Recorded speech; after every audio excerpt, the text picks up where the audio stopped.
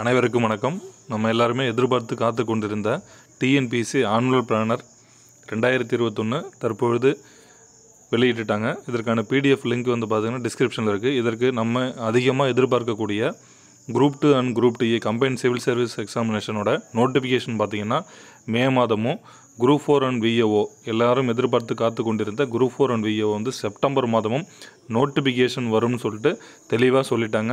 இதுவே போதும், எல்லாருக்குமே ஒரு உறுதியான தகவல் கிடைச்சிச்சு. இந்த ஆண்டு வந்து நீங்கள் முழுவதுமாக நல்லபடியாக ப்ரிப்பேர் பண்ணிங்கன்னா நிச்சயம் உங்களுக்கான ஒரு வெற்றிகரமான ஆண்டாக அமையுங்கிறதுல மாற்று கருத்தே கிடையாது. நீங்கள் அதில் பிடிஎஃபாக இருக்குது, எல்லாமே பார்த்துக்குங்க. இருந்தாலும் நம்ம இந்த ரெண்டு எக்ஸாம் தான் எல்லாருமே எதிர்பார்த்துட்ருக்கோம். அப்போ குரூப் 4 அண்ட் விஏஓ பார்த்திங்கன்னா நவம்பர் மாதம் இறுதியில் இல்லைனா அப்படி தான் நடைபெற. நவம்பர் ஃபஸ்ட் வீக் இந்த செப்டம்பரில் நோட்டிஃபிகேஷன் வந்துடும். ஸ்டார்டிங்கில் நவம்பருக்குள்ளே எக்ஸாம் நடத்துகிற மாதிரி தான் சொல்லியிருக்காங்க. அதுவும் குயிக்காக முடிஞ்சிடும் ப்ராசஸ். அதே போல் குரூப் 2 அண்ட் குரூப் டிஏவும் வேகன்சி கிட்டத்தட்ட நிறையாவுக்கு வரும். இந்த வேகன்சி அதில் மென்ஷன் பண்ணல. பட் இருந்தாலுமே இதுவே நம்மளுக்கு நம்ம எதிர்பார்த்த போல் டிசம்பரில் வந்துச்சு ஆனுவல் பிளானர்.